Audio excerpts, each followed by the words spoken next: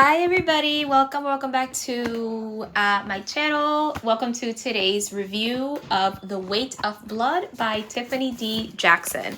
Before we start, I'm gonna give some content warnings. I do give them in the video, but I do try to attempt that when I'm recording an intro to give these twice. That way you kind of have them twice. But I want to give a content warnings for abuse and racism and segregation, especially racism and segregation, because they are very heavily talked about in this book. They're very heavy presence in there. So take care of yourselves before reading this book. I do not discuss them necessarily in this video, so I'm mainly giving the content warning for when you read, but I don't really discuss these themes in this video.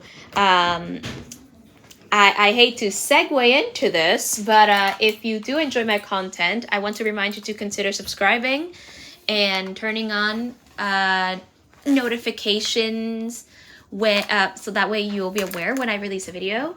Also, if you're interested in my writing, you can subscribe to my blog, which will be in the description. I will even link actually the post I made for this review. That way, if you want something more structured, you can read my written review in my blog. I feel like it'll be worth your while, but hey, here we are. So yeah, you can read my review. My review, it's more structured, and yeah, I usually I'm usually not on script in these videos if you're new, so yeah, so you can read that. And with that, I'm gonna see you on the other side, but watch this but back to my regularly scheduled review. Hi. So before we begin, I want to issue a content warning right away. So actually a few content warnings, because this book sort of deals with three main themes. I think they can be very triggering subjects. So I just want to issue a content warning as I look for the book, because I kind of just started recording. But The Weight of Blood by Tiffany D. Jackson, while a good book, does have some triggering content. So here we are. So the content warnings I want to give for are abuse, racism, and segregation. Especially racism and segregation, those are really big themes in the book. So be aware that those themes and that subject matter is heavily touched on in the book. So before you read, I just wanted to make sure that you have that in mind, so that it doesn't catch you by surprise or anything. I know I don't like being caught by surprise of certain things, so I get it. So yeah, those are my content warnings.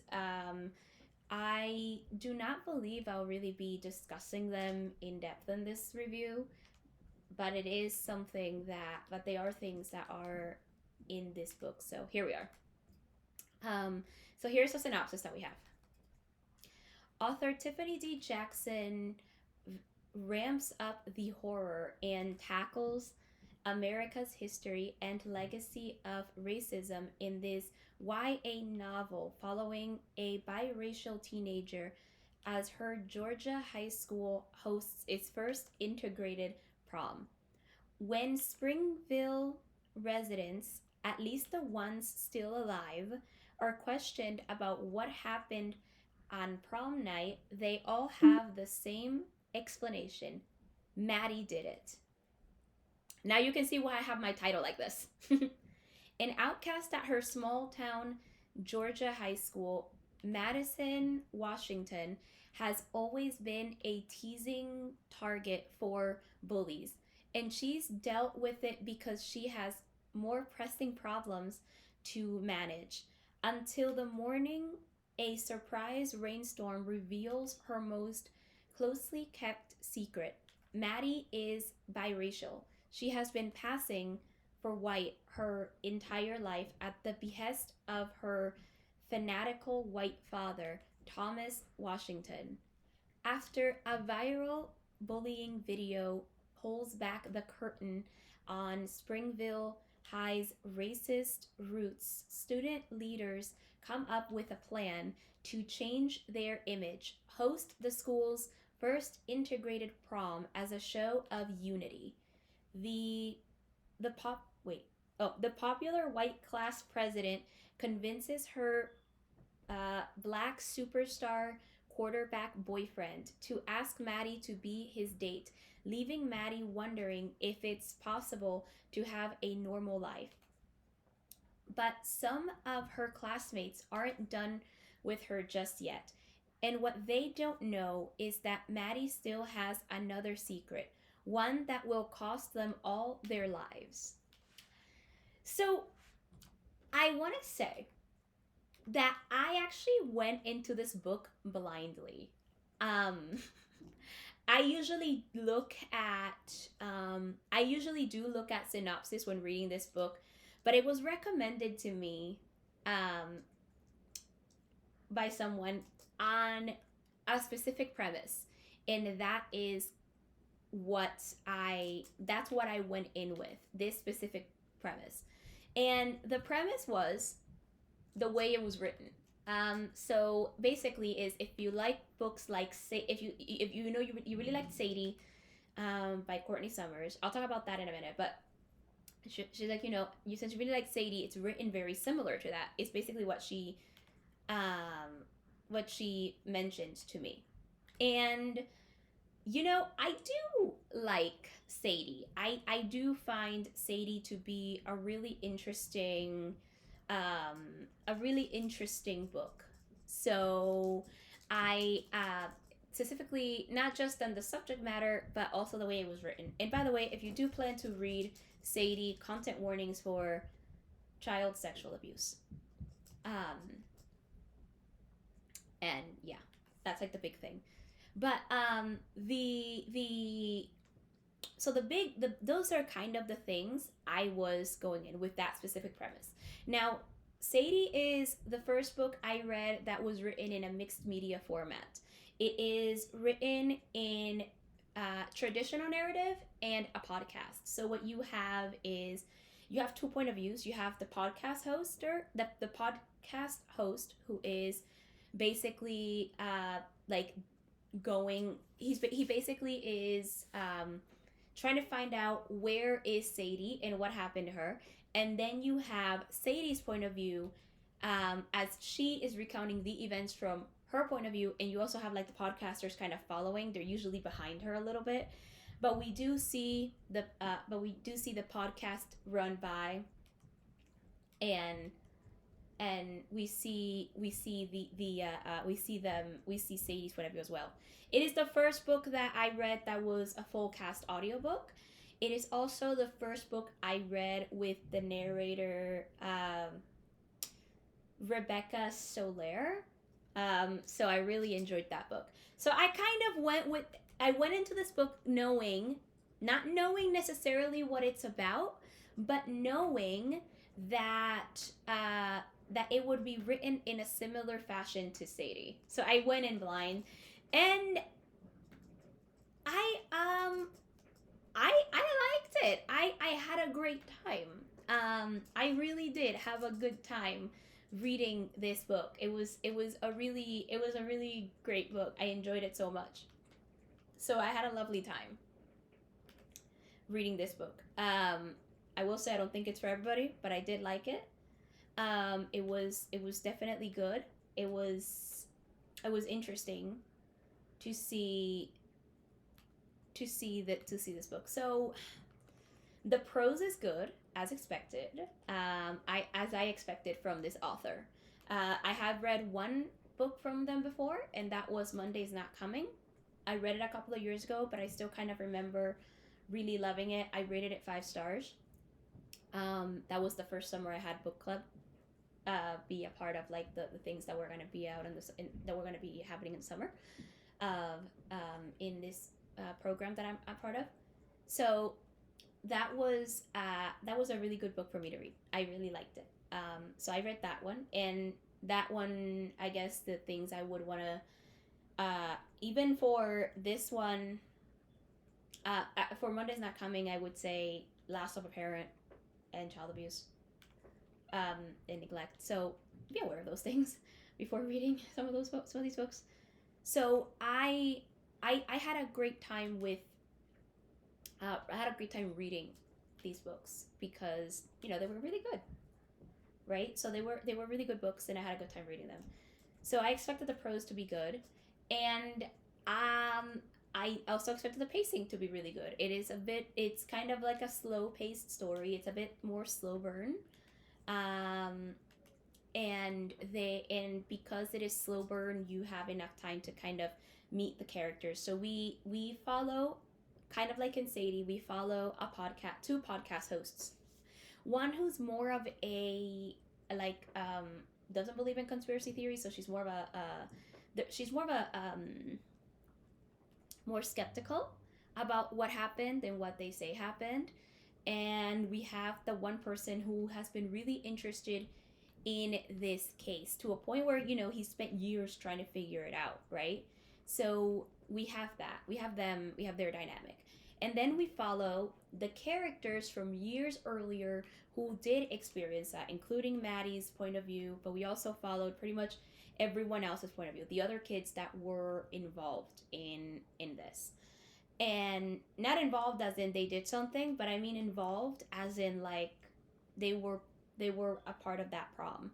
So we followed all their point of views. And what's really interesting, I'm going to talk a little bit about right now about the theme of racism, but not in depth. I just want to talk. I'm just going to mention it a little bit here. So that's what I wanted to mention.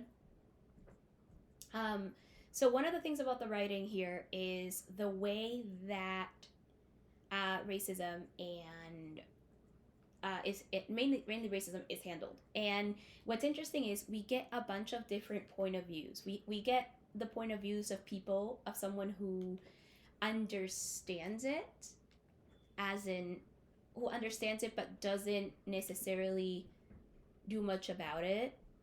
Like she knows it's wrong but doesn't say much. That would be Wendy. That is the one who has a quarterback boyfriend. Then we also have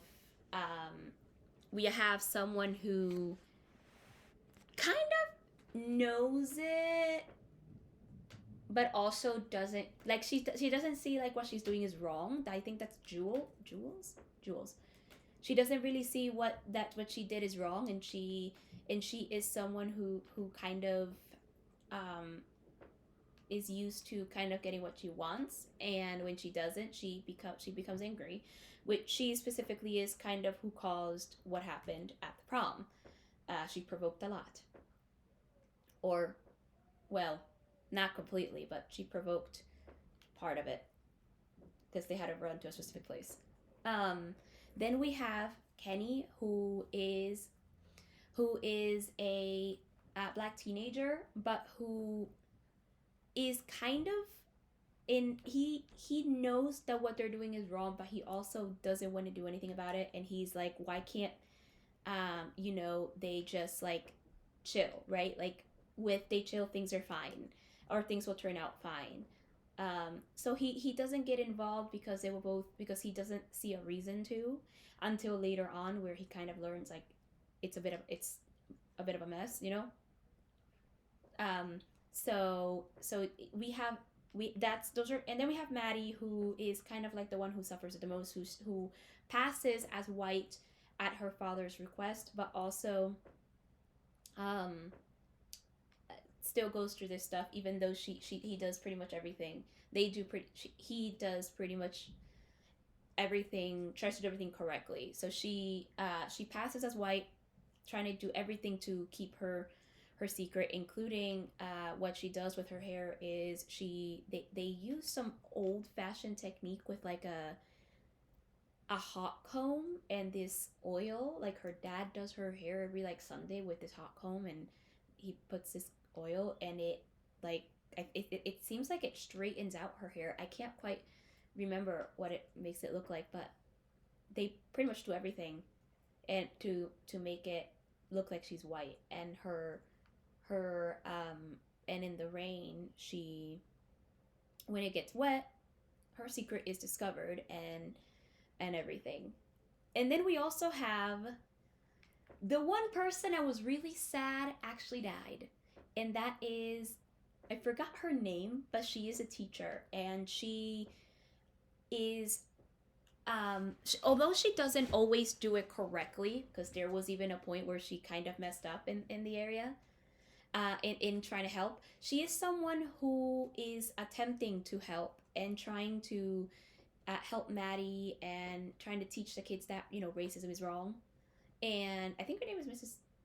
Marshall, I think, or Miss Marshall, but I can't remember her name completely. But she's the kind of teacher who is trying to teach that, you know, racism is wrong, and trying to show the kids a different way, and try to help Maddy, and make sure the kids don't hurt her. Even though she doesn't always do it right, she is that kind of teacher who does want to do the right thing. And she's also the kind of teacher who, the reason I was really sad she died by the end, I'm not going to explain how, but the reason I was really sad she died at the end is because she's the kind of teacher who we all, okay, if you've read Harry Potter, she's very similar to McGonagall. She's that kind of teacher that we all wish we had, because she's the one teacher that always believes in all of us. And she is that teacher, and I was very sad when she died, but she is that teacher. So we follow all these point of views, not to mention the discourse years later. And it tightens up to a really good story. It's written very well. The characters are all very not all of them are sympathetic. I'm talking about Jules here specifically. While not all of them are sympathetic, they are well-rounded characters who have specific goals and specific motivations, which I can enjoy. So I enjoyed following the characters, even the ones that are not sympathetic. It is very interesting to read this kind of story with various point of views, just because it gives you more to consider when analyzing, I guess, this the subject. And I think it was handled pretty well, and it showed how, even like in US history, still like how it can still today, it still has its own scars, specifically with racism and segregation. It still has its scars today, and these are not things that are going to go away anytime soon. And I think that is something that the book managed to, at least for me, that is kind of what I interpreted when it came to this book. And you will have all different kinds of people up in the spectrum who have different views on it. Whether they're right or wrong, they're going to have it. And I think that is something the book kind of brought over. Honestly, I don't even know if I'm giving this book the review that it should have. I just remember really enjoying it. I read it in one sitting, and yeah, I want to hear your thoughts in the comment section. It's very interesting. The one thing I will say is that there is an interesting romantic plotline. I don't think it necessarily needed to be there. However, I did enjoy it. I feel like even if they became friends, it would have still been cool. But I also I did enjoy the plot line. I did enjoy the romantic plot line, that it doesn't take a big part of the story. I did enjoy it. But I will say that if it wasn't there, the story could still be written, and it would just be like, instead of romance, it would just be them being like really good friends. So yeah, it's interesting. But let me know in the comment section your thoughts. Next week will be something lighter, I promise. At least that's the plan. I think next week is going to be a lighter book. So yeah, let me know your thoughts in the comment section. I would love to discuss. If you're going to do spoilers, let commenters know. But I would prefer the conversation to be spoiler free. But if you are going to do spoilers, put a spoiler thing in the top. Okay? Hey, I hope you enjoyed today's video. Thank you so much for watching.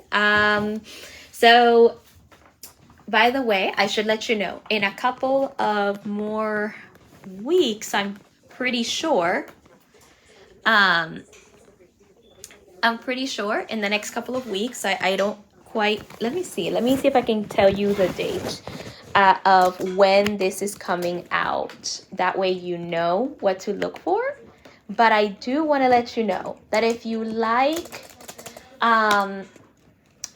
Tiffany D. Jackson as an author, on October 29th, I will be releasing my review for her other book called Grown. So yeah, keep that date in your calendar. It will be there for you to enjoy this review. So yeah. But with that, I'd like to remind you that if you want something more structured, a review of this, my post is linked in the description. Also, check the description for other links like my blind reviews playlist, among other series. If you like my content, consider subscribing to my channel and turning on notifications so you're aware when I release videos. You can also consider subscribing to my blog if you want to see my writing. I write reviews, but I also do release creative writing here and there. So if you want to see that, my blog is in the description. And with that, thank you for watching. And until next time, consume stories.